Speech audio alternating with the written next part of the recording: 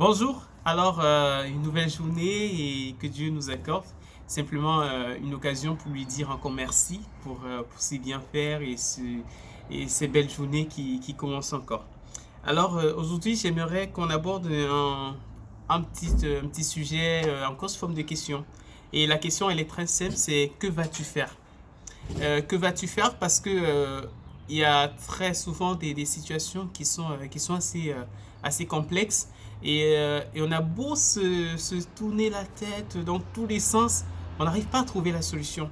On se dit, mais quelle est la décision à prendre par rapport à ce genre de situation? Ça peut être au boulot, ça peut être en famille, et on a beau tourner à gauche, à droite, à discuter avec des personnes, à leur exposer même nos problèmes, mais il y a toujours pas la solution. Après, parfois, on se retrouve même dans certaines situations partagées sur ce qu'on va faire.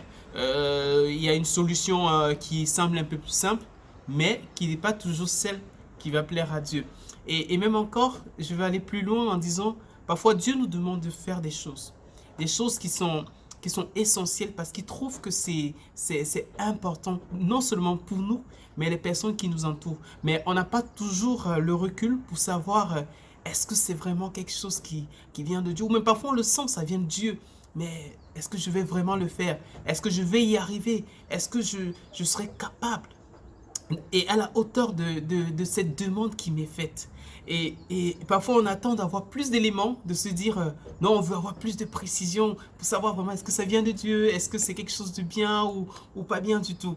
Et pour cela, me suis rappelé d'une personne qui a traversé un peu ce genre de situation, et il s'agit d'Abraham. Abraham, en fait, quand Dieu s'est adressé à lui, il a dit, lève-toi et va dans le pays que je te montrerai. Et je me dis, si j'étais à la place d'Abraham, qu'est-ce que j'allais faire? Comment est-ce que j'allais réagir?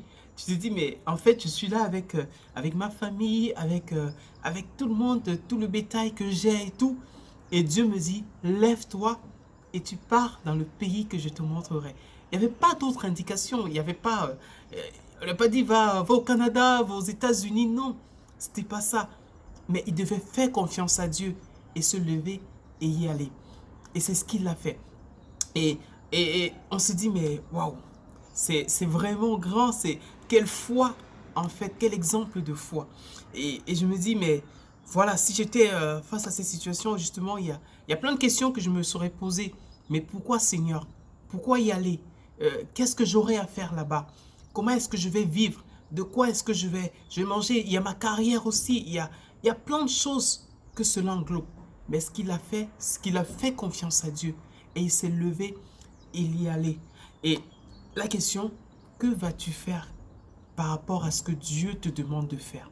Que vas-tu prendre comme décision par rapport à l'appel qui peut reposer sur ta vie? Ou bien la main de Dieu qui reste tendue simplement parce qu'il t'aime et qu'il veut te sauver? Que vas-tu faire? Abraham a eu confiance à Dieu. Et quand on va regarder son parcours, Dieu va lui faire des promesses.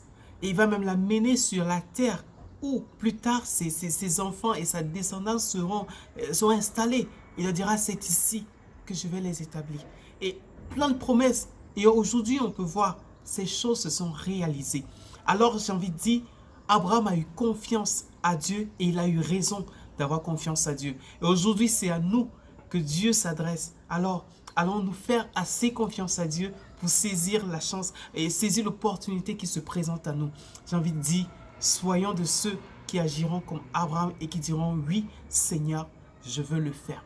Que Dieu nous bénisse et très belle journée encore. Merci.